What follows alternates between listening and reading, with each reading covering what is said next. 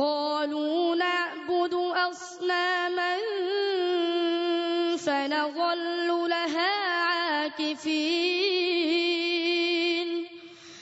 قال هل يسمعونكم إذ تدعون أو ينفعونكم أو يضرون قالوا بل وجدنا آباءنا كذلك يفعلون قال أفرأيتم ما كنتم تعبدون أنتم وآباؤكم الأقدمون فإنهم عدو لي إلا رب العالمين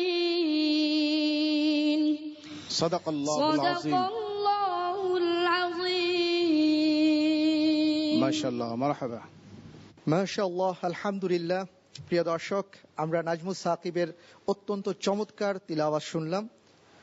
এবার চলে যাচ্ছি সম্মানিত বিচারক মণ্ডলীর কাছে। প্রথমেই আসছি জনাব আবু ইউসুফ, আপনার কাছে।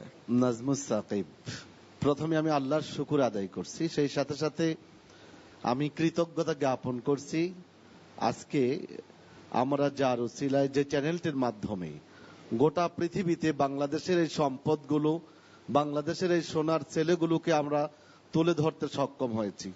প্রাণ খুলে দোয়া করি এবং সকলের কাছে দোয়া চাই এনটিভির পরিবারের জন্য, সম্মানিত চেয়ারম্যান এবং ব্যবস্থাপনা পরিচয় মহোদয়ের জন্য। আমার দৃঢ় বিশ্বাস এই প্রতিভা একদিন গোটা বিশ্ব জয় করবে, কোরআনের আলোয় গোটা বিশ্বকে আলোকিত করবে। আমিন। চলে যাচ্ছি আমাদের সম্মানিত বিচারক জনাব কারি জহিরুল ইসলাম, আপনার কাছে। যে সকল মানুষ মুসলমান তোমার তেলাওয়াত শুনবে, ইমানের পাওয়ার বেড়ে প্রত্যেকে মুমিনের কাতারে শামিল হয়ে যাবে। আল্লাহ রাব্বুল আলামিন সকলকে কবুল করুন। আমিন। অনেক অনেক মোবারকবাদ। শায়েখ আব্দুল্লাহ, আপনার কাছে আসছে। আমরা যারা কোরআনের খাদেম হিসেবে অনেকদিন ধরে আছি, আমরা জানি যে তার প্রত্যেকটা ডেলিভারি আন্তর্জাতিক মানের, এবং আমি আশা করি ইনশাআল্লাহ সেই দিন বেশি দূরে নয় যেদিন তিনি বাংলাদেশের জন্য সবচেয়ে বড় সম্মানটা বয়ে আনবে। আমি তার অনেক